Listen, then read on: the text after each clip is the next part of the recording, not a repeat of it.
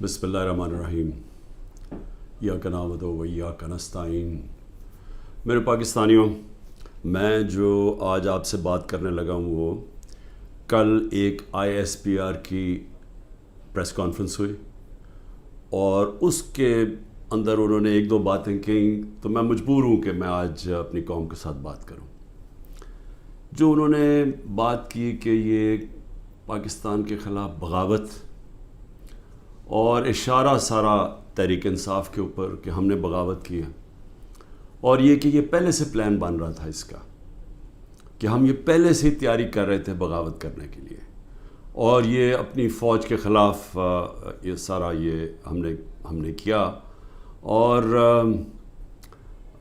جس طرح کی وہ بات کی گئی مجھے ایک بڑی تکلیف ہوئی اس کی۔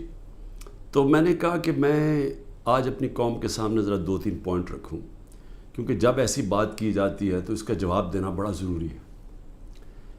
دیکھیں، اب یہ موقف آ گیا ISPR کا اور پاکستان کی اسٹیبلشمنٹ کا کہ تحریک انصاف نے بغاوت کی۔ اب یہ دوسرا بھی ایک موقف ہے، یہ ہمارا بھی موقف ہے، یہ میرا موقف ہے، میری پارٹی کا موقف ہے کہ ہمارے خلاف پوری کانسپریسی کی گئی، ہماری گورنمنٹ گرائی گئی، جبکہ پاکستان کی تاریخ میں 2 سالوں میں آخری ہمارے 2 سالوں میں بہترین معیشت اوپر جا رہی تھی۔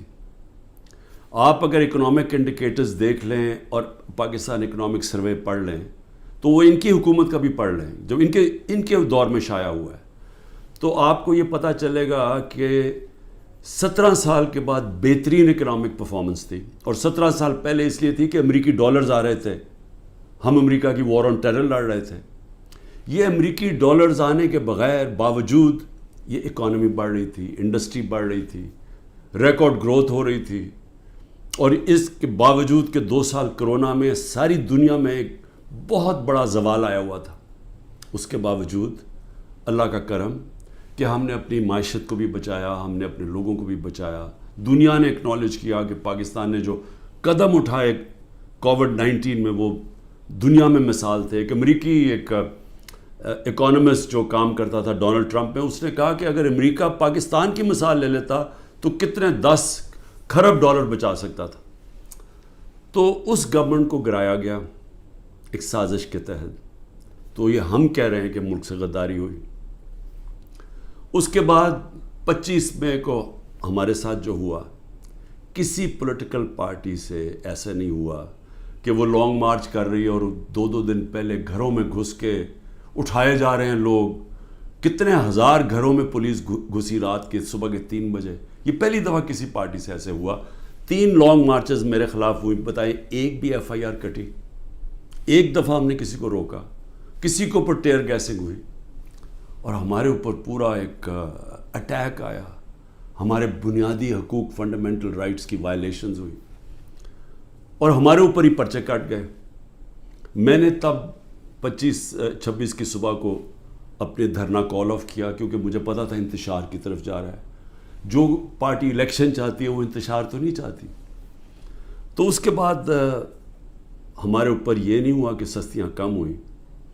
جب ہم 30 بائی الیکشنز جیت گئے 37 میں سے، باوجود اس کے کہ پوری اسٹیبلشمنٹ کی سپورٹ تھی یہ 12 جماعتوں کی، میرے اوپر قاتلانہ حملہ ہوا، مجھے قتل کرنے کی کوشش کی گئی، میں اپنی FIR نہیں کٹوا سکا۔ یہ بھی سازش تھی، کیونکہ وہ طاقتور لوگ بیٹھے ہوئے تھے، میں کچھ نہیں کر سکا۔ پھر جو JIT بنی پنجاب کی ہماری گورنمنٹ تھی، اس نے جو چیزیں سامنے لے کے آئیں، جب وہ چیزیں سامنے آ رہی تھیں کہ 3 شوٹر تھے ایک کی بجائے، وہ JIT کو سیبوٹاج کیا طاقتور لوگوں نے۔ سازش تھی، کیوں نہیں ان JIT کو چلنے دیا۔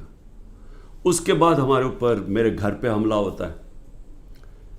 ہم ایشورٹی بانڈ جب دے رہا تھا میں کہ جناب میں وہاں 18 مارچ کو اسلام آباد کے جوڈیشل کمپلیکس میں جاؤں گا،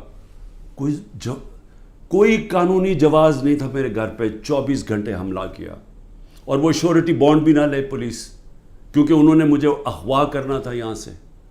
یہاں لوگوں کو زخمی ہوئے، سارا دن گھر اندر بیٹھ نہ سکے، 24 گھنٹے ٹیئر گیس کمروں کے اندر. کبھی کسی لیڈر سے ایسے نہیں ہوا. 18 مارچ کو پھر میرے اوپر ایک قاتلانہ حملہ ہوتا ہے. اللہ کا کرم ہے کہ میں بچ جاتا ہوں. سارا وہاں اوپر ISI نے اس کو ٹیک اوور کیا ہوا تھا، جو جوڈیشل کمپلیکس ہے. CCTV کیمرہ انہوں نے بند کر دیے. پوری تیاری تھی کہ عمران خان کو قتل کرنا تھا وہاں. وہ اللہ نے ایسا کرم کیا کہ وقت میں ہم باہر نکلے، اگر اندر چلے جاتے تو دروازہ بند ہو جاتا تو ختم تھا. وہاں بچا میں. اس کے بعد اگلے دن یہاں 2 دن کے بعد 3 دن کے بعد ادھر ایک اور مرتضیٰ بھٹو ٹائپ قتل کرنا تھا. وہ مجھے پہلے پتہ چل گیا، میں نے ٹی وی پہ چلا گیا، وہ رک گئی بات. تو سازش تو کیا ہو رہی تھی؟ سازش یہ ہو رہی تھی کہ ایک پارٹی جو جیتنے جا رہی تھی الیکشن، اس کو پارٹی کو ختم کرنے کے لیے لیڈر کو ختم کرنا تھا. اور پلان تب سے ہی بنا ہوا تھا. کیسز شروع ہو گئے تھے مہینوں کے اندر. جیسے 70 سال میں ایک آدمی کے اوپر ایک کرمنل کیس نہیں ہوتا، چند مہینے میں آج 170 سے زیادہ کیس ہو چکے ہیں. یہ یعنی کون سا انصاف کا تقاضا ہے کہ ہر قسم کا جو ہر دوسرے دن کوئی نیا کیس ہو جاتا ہے. سارا میرا وقت ایک عدالت سے دوسری عدالت میں لگتا ہے. تو یہ کون سا، یہ ملک کی بہتری کے لیے ہو رہا ہے کہ ایک پارٹی، سب سے بڑی پارٹی کو باہر رکھنا؟ اس سے بڑی سازش کیا ہے؟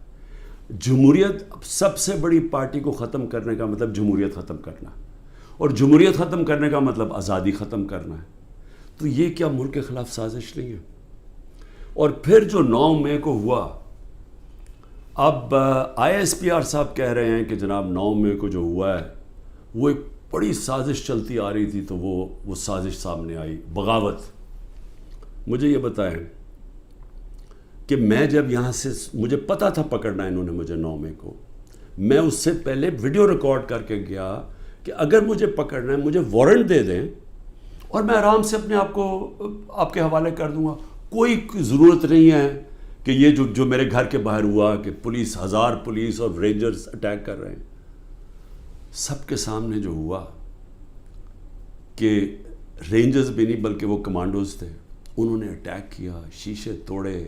عملہ جو بیٹھا ہوا تھا رجسٹری آفس کا اسلام آباد ہائی کورٹ، اس کو مارا، وکیلوں کو مارا. مجھے لگا ڈنڈا، مجھے اس طرح لے کے گئے جس طرح کوئی دہشت گرد ہے. غیر قانونی طور پہ مجھے پکڑا. کیا یہ بھی سازش کا حصہ تھا؟ کیونکہ اس کی وجہ سے اشتعال آنا تھا لوگوں کو. اور ہمارا موقف یہ ہے کہ اس کو استعمال کر کے ایک پورا کریک ڈاؤن کیا گیا جو پہلے سے پلان تھا. ہو ہی نہیں سکتا کہ 2 دنوں کے اندر آپ 10,000 لوگوں کو جیلوں میں ڈال دیں پکڑ کے، جب سے پہلے سے پلان نہیں بنا ہوا تھا. اور اس کے بعد جو بھی چیزیں ہو رہی ہیں کہ جو PTI کا ہے اس کو پکڑ لیتے ہیں، جیلوں میں ڈال دیتے ہیں، بری طرح رکھا جا رہا ہے، تشدد کیا جا رہا ہے، کسٹوڈیل ٹارچر کی جا رہی ہے. اور جو ہاتھ کھڑا کر کے کہتا ہے جی میں تحریک انصاف چھوڑ رہا ہوں، سب کچھ معاف. تو میرا اب سوال یہ ہے کہ ISPR کا یہ موقف ہے کہ فوج کے خلاف بغاوت ہے. ہمارا یہ موقف ہے کہ یہ ہمارے خلاف پوری سازش ہوئی پارٹی کو ختم کرنے کی تاکہ وہ الیکشن نہ لڑ سکے اور عمران خان کو الیکشن سے باہر کیا جائے. یہ 170 کیسز اس لیے کہ کسی طرح ڈسکوالیفائی کرو یا جیل میں ڈالو. اور یہ ملٹری کورٹس بھی میری نظر میں اس لیے ہیں کیونکہ سول کورٹس کے اندر یہ جو سارے کیسز ہیں یہ کبھی چل سکتے ہی نہیں ہیں کیونکہ بوگس کیسز ہیں. تو اس لیے ملٹری کورٹس بنائے جا رہے ہیں تاکہ اس میں عمران خان کو سزا دی جائے تاکہ وہ الیکشن سے باہر ہو جائے. تو میں آج اپنی ملٹری اسٹیبلشمنٹ کو کہنا چاہتا ہوں کہ دیکھیں، انصاف کا تقاضا تو یہ ہے کہ ISPR نے تو فیصلہ کر کے ہمیں دے دیا، اور جو بھی بیان آتے ہیں اسٹیبلشمنٹ سے اس سے واضح ہوتا ہے کہ ہم ہی بغاوت کر رہے ہیں، PTI اور عمران خان.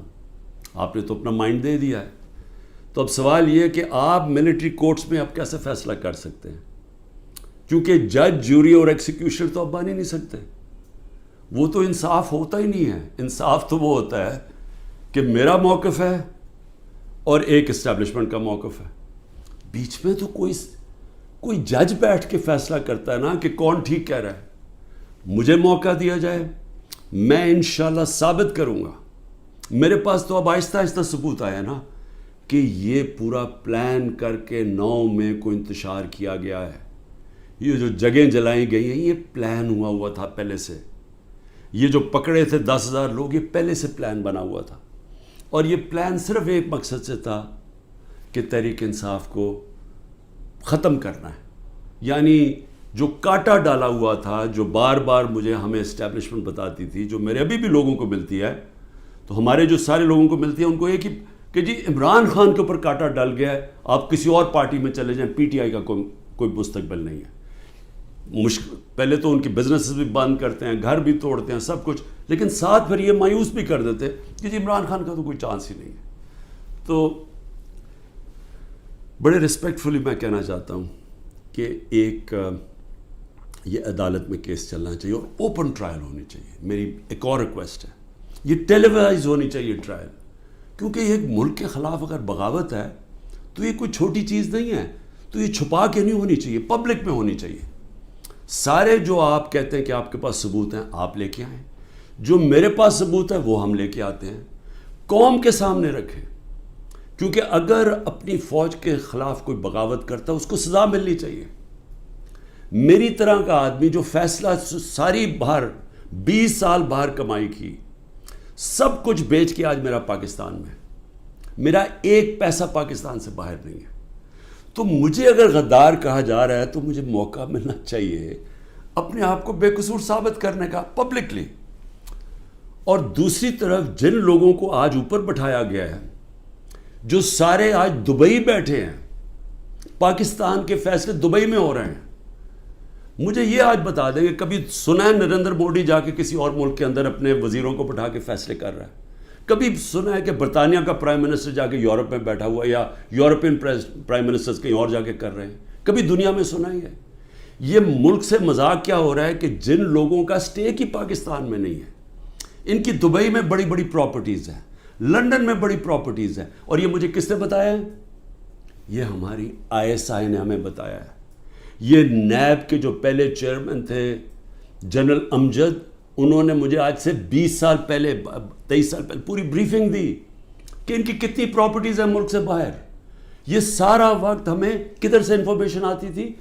کیونکہ ISI کے پاس انفارمیشن ہوتی تھی، ادھر سے ہمیں انفارمیشن ملتی تھی کہ ان کی کتنی پراپرٹیز باہر ہیں، انہوں نے کتنا پیسہ کیا، فلانی ڈیل سے کتنا پیسہ کمایا. وہ لوگ جو آج اربوں ڈالر کی باہر پراپرٹیز لے کے بیٹھے ہیں، جن لوگوں میں ایک کہتا ہے کہ نواز شریف کہتا ہے کہ ہندوستان کو کہ جی یہ پاکستانی فوج دہشت گردی کر رہی ہے ڈان لیکس میں، دوسری طرف واسع زرداری جا کے کہتا ہے امریکنوں کو کہ جی ایڈمرل منل کو، وہ حسین اکانی اس کا ایمبیسڈر کہتا ہے کہ ہمیں بچا لو پاکستانی فوج سے، امریکنوں کو کہتا ہے. وہ ٹھیک ہیں جن کے اربوں ڈالر باہر پڑے ہیں اور جو آج سارے مل کے، یعنی پاکستان میں انہیں کوئی جگہ نہیں ملی میٹنگ کے لیے، وہ باہر بیٹھے ہوئے سارے. اور عمران خان جو سب کچھ اپنا چھوڑ کے بیچ کے آج پاکستان ہے، وہ غدار بن گئے. مجھے یہ بتائیں، میں پرائم منسٹر 3.5 سال تھا، مجھے ایک بتائیں میں نے نجی دورہ کیا ہو، پرائیویٹ وزٹ کی ہو. میرے بچے انگلینڈ میں تھے، 2 دفعہ مجھے برطانیہ کے پرائم منسٹر نے آفر کی کہ لنڈن آؤ. میں کیوں نہیں گیا؟ کیونکہ میں جب کوئی باہر کا دورہ کرتا تھا پہلے میں دیکھتا تھا میرے ملک کو اس کا کیا فائدہ ہے. کیونکہ جب ایک پرائم منسٹر باہر دورہ کرتا ہے، پاکستان کے ڈالر خرچ ہوتے ہیں، ہمارا پیسہ خرچ ہوتا ہے، ہمارا مقروض ملک ہے. میں تو اپنے بچے تک نہیں گیا. نواز شریف 22 دفعہ نجی دورے کیے اس نے لنڈن کے جب وہ پرائم منسٹر تھا. آصف زرداری 50 دفعہ دبئی گیا جب وہ پریزیڈنٹ تھا، اور ملکوں کے علاوہ. تو آج مجھے تکلیف یہ ہے کہ یہ جو لوگ اوپر مسلط کیے ہیں، جو دبئی بیٹھ کے پاکستان کے فیصلے کر رہے ہیں، یہ محب وطن ہیں، اور میں اور میری جماعت ان کو غدار کہا جا رہا ہے. اس لیے اس کی اوپن ٹرائل کریں. یہ بیٹھے اس کو ٹی وی کے اوپر یہ ٹرائل آئے، مجھے موقع ملے بتانے کا قوم کو کہ ہمارے سے ہوا کیا کیا ہے، میرے سے کس طرح غداری کی گئی ہے، کس طرح میرے سے جھوٹ بولے گئے ہیں، کس طرح کمر میں چاقو مارا گیا ہے، اور آج پاکستان کو گھٹنے پہ پہنچا دیا ہے. آج ہم معاشی طور پہ بھی اس جگہ پہ پہنچ گئے ہیں کہ نریندر مودی کہتا ہے کہ اس کو پاکستان کو چھوڑ دو، یہ اپنے بوجھ میں ہی کر رہا ہے. آج یہ سٹیٹمنٹ آئی ہے, 14 مہینے پہلے اس طرح کی کسی کوئی سٹیٹمنٹ آئی تھی؟ ذرا صرف دیکھ لیں کہ پاکستان کا وقار کدھر تھا اور آج کدھر ہے پاکستان. جتنی انہوں نے خدمت کی امریکہ کی, یہ فورن منسٹر نے اچھی اچھی انگریزی بول کے اور پتہ نہیں اربوں روپے کے دورے کر کے, اور اوپر سے شہباز شریف سارا وقت دورے کر رہا ہے باہر. جو جوائنٹ سٹیٹمنٹ آئی امریکہ کی اور ہندوستان کی نریندر مودی کے دورے پہ, ہمیں ہماری خطرے کی گھنٹی بجنی چاہیے. کبھی بائی لیٹرل میٹنگ میں وہ تیسرے ملک کو برا بھلا نہیں کہتے. انہوں نے نام لے کے کہا کہ پاکستانی دہشت گردی کر رہا ہے. مطلب یہ کہ کشمیر کی جو ساری وہ جو بیچاروں اتنی دیر سے اپنی آزادی کی جنگ لڑ رہے ہیں, وہ پاکستان دہشت گردی کر کے لڑ رہا ہے, وہ آزادی کی جنگ نہیں ہے. یہ اتنا برا ہمارے اوپر انہوں نے, جو اب میں کیا کہوں کہ جس طرح کا انہوں نے پاکستان کے اوپر تماچا مارا ہے, اور یہاں سے کوئی جواب نہیں آئے گا کیونکہ ان کے پیسے باہر پڑے ہیں اور ان کو پتہ ہے ان کے پیسے باہر پڑے ہیں, یہ کبھی نہیں بولیں گے. لیکن مجھے اس سے زیادہ خطرہ ہے, اور میں اس لیے بھی اپنی اسٹیبلشمنٹ کو پیغام دینا چاہتا ہوں کہ دیکھیں, میں ایک تاریخ کا طالب علم ہوں. یہ جو انڈیا کا اور اب امریکہ کا جو جوائنٹ ڈیکلریشن آئی ہے اور جو سمجھوتا ہوا ہے ڈیفنس میں, نیوکلیئر میں, آرٹیفیشل انٹیلیجنس ٹیکنالوجی میں, یہ اب پاکستان میں بہت آگے ہمارے معاشی حالات بالکل ہی جدھر پہنچ گئے ہیں. اس سے ایک امبیلنس پیدا ہو گیا ہے. آج ہندوستان جس طرح نریندر مودی نے تکبر میں باتیں کی ہیں, آج وہ ہمارے سے اپنے آپ کو بہت طاقتور اب سمجھتے ہیں. اور جب انہوں نے کہا نا کہ اپنے بوجھ میں گر رہا ہے, وہ اپنے بوجھ میں گرنے نہیں دیں گے, وہ گرائیں گے. ہمیشہ جنگیں تب لڑی جاتی ہیں جب ایک فریق سمجھتا ہے کہ وہ دوسرے سے بہت زیادہ طاقتور ہے. روس جب یوکرین میں گیا تو یوکرین کا نیوکلیئر پروگرام ختم ہو چکا تھا اور روس سمجھتا تھا ان سے بہت بڑا طاقتور ہے. امریکہ عراق میں اور افغانستان میں اس لیے گیا کہ وہ بہت طاقتور تھا ان سے. تو جب ہندوستان یہ سمجھنا شروع ہو گیا کہ وہ پاکستان سے بڑا طاقتور ہے, ہماری خطرے کی گھنٹی بجنی چاہیے. ملک کو متحد ہونا چاہیے. ملک کو آزاد رکھنے کے لیے قوم کو اکٹھا ہونا چاہیے. یہ نہیں ہونا چاہیے کہ ملک کی اسٹیبلشمنٹ ملک کی سب سے بڑی پارٹی کو ختم کرنے کی کوشش کرے. اس کا مطلب جو ملک کی اکثریت عوام ہے, جو ایک پارٹی کے ساتھ کھڑی ہے, اس کو اپنے خلاف کر لے. یہ ملک کو نقصان ہے. ہماری پھر سے اکانومی بیٹھ چکی ہے, ان کے پاس کوئی حل نہیں ہے. جو جس طرف ہم جا رہے ہیں, جو یہ کوشش کرنے جا رہے ہیں کہ کھچڑی پک جائے پولیٹیکل انجینئرنگ سے, وہ اور ملک کمزور ہونے والا ہے. میں اس لیے پھر سے کہتا ہوں کہ آخر میں اپنے جو فیصلہ کرنے والے لوگ ہیں, جو طاقتور لوگ ہیں, اس وقت پاکستان کو ایک ہی راستہ ہے, صاف اور شفاف الیکشن. لوگوں کو امید صرف تب آئے گی, امید ختم ہو چکی ہے. نوجوان جو چھوڑ کے ملک کو جا رہے ہیں, پروفیشنلز جو ملک کو چھوڑ کے جا رہے ہیں, جو غریب لوگ کشتیوں میں ڈوب رہے ہیں باہر ملک سے نکلنے کے لیے, ان کو امید چاہیے. اور کسی چیز سے امید نہیں آنے لگی سوائے ایک چیز سے, صاف اور شفاف الیکشن. پاکستان پائندہ باد.